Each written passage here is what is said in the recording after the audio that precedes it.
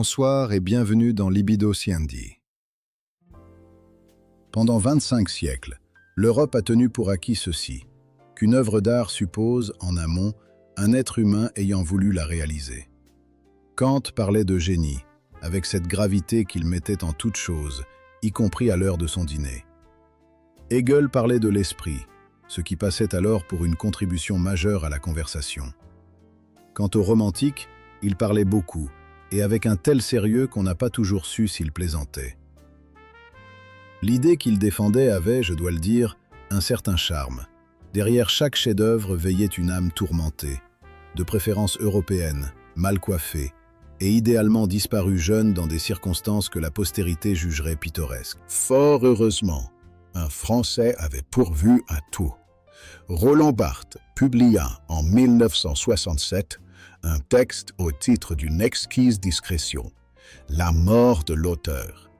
La thèse de Barthes, dépouillée de ses élégances, tenait en une phrase devenue célèbre.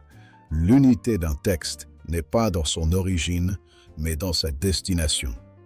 Traduit en français courant, peu importe d'où ça vient, ce qui compte, c'est qui le lit. Conséquence inattendue. Peu importe désormais que l'auteur soit Rembrandt, un comité, un singe doué d'opiniâtreté, ou un réseau de neurones nourri de 600 millions d'images dévobées sur Internet. Le sens passe quand même la porte, la traversant sans s'annoncer. Ce qui devrait nous consoler ne nous console pas tout à fait. On pourrait s'en tenir là, mais ce serait priver la soirée d'une certaine distinction. Car pendant que l'Occident se demandait, le front grave, qui crée l'œuvre ? Des esprits fort calmes, à l'autre bout du monde, avaient déjà répondu.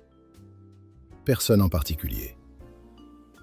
Au IIe siècle de notre ère, le bouddhiste Nagarjuna soutenait « Puisqu'il n'est rien qui ne soit dépendant, il n'est rien qui ne soit vide ». De sorte que l'intelligence artificielle qui crée sans intention ne crée pas dans le néant. Elle crée dans un tissu qui la précède et la traverse. 1000 ans plus tard, le moine zen Dogen devait écrire que pour s'éveiller véritablement, il fallait commencer par s'oublier soi-même. Sur ce point, les machines partent avec un avantage que rien ne saurait leur ôter. Elles n'ont jamais eu de soi-même à perdre. C'est même, à bien y regarder, leur unique privilège métaphysique. Où en sommes-nous au sortir de ces détours? Eh bien, à cette conclusion, dont je conviens qu'elle ne fera pas l'unanimité dans les chaumières, une œuvre privée d'intention octoriale possède un sens, à la stricte condition qu'une conscience attentive veuille bien lui en faire l'aumône. Réponse philosophiquement défendable, et c'est déjà beaucoup.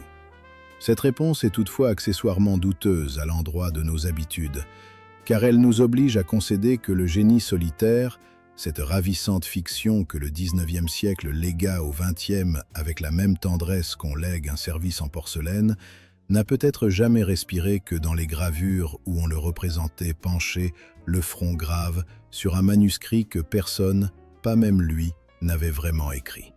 L'art n'a jamais été l'épanchement pur d'une âme unique. Il fut toujours un commerce, entre maître et disciple, entre pinceaux et mécènes, entre le soleil d'un après-midi flamand et le marchand qui vendait les pigments au coin de la rue.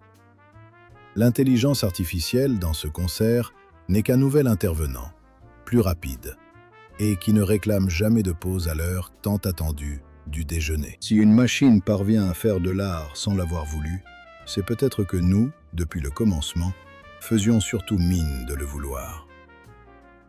Sur cette pensée d'un agrément tout relatif, je vous laisse à votre soirée car le thé, lui, n'attend pas.